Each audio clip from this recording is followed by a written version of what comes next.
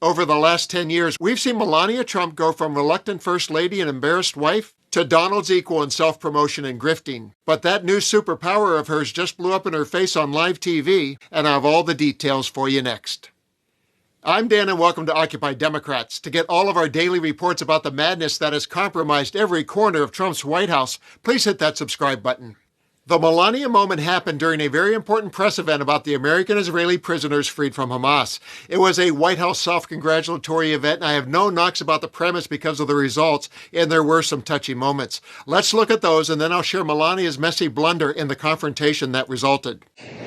I want to thank you for being a caring, compassionate person and for supporting and helping Aviva.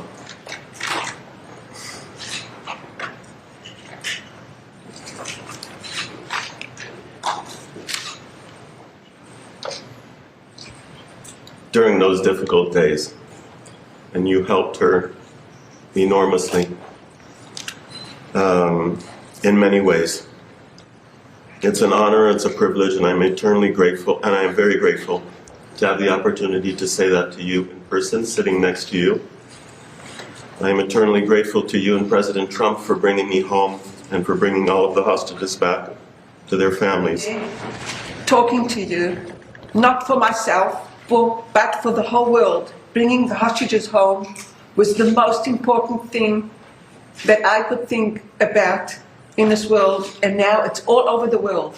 The bad things that Hamas did to my husband, but I'm lucky.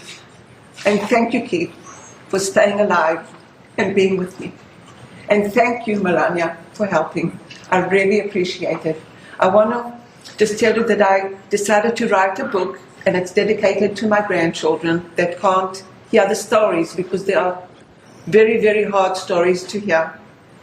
And in the book, I wrote thank you to Melania, because you helped to bring Keith home and you helped to bring the hostages home. So I'm thanking you.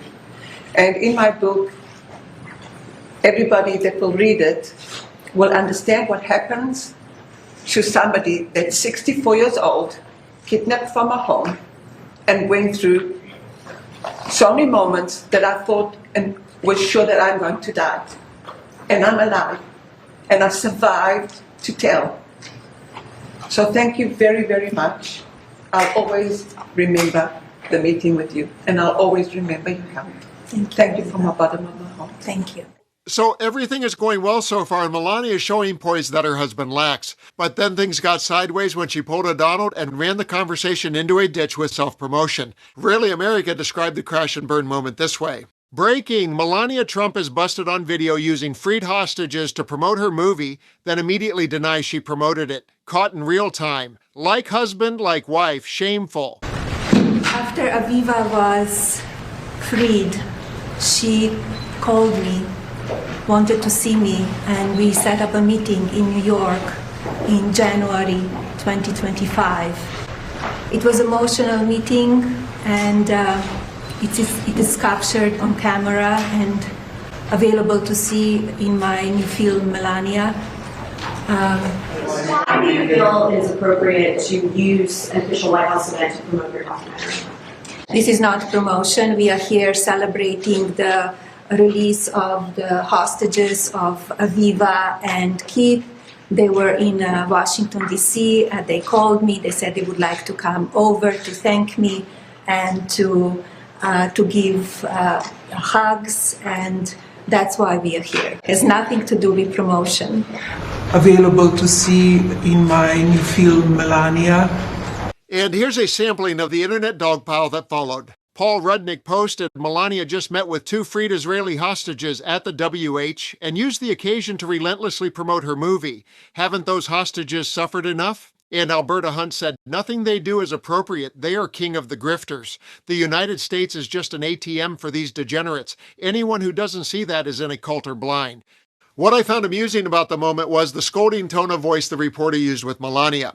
And that fact was not lost on many of the commenters who asked, when are reporters going to confront her husband the same way? Admittedly, Melania handled that pretty well, while Donald's tantrums reached new levels each time he's put on the hot seat. Some say that's a condition of his cognitive decline, and if that's true, perhaps we should get used to seeing more of Melania and less of Donald. In anticipation of that, you can almost hear her say, Here we go again.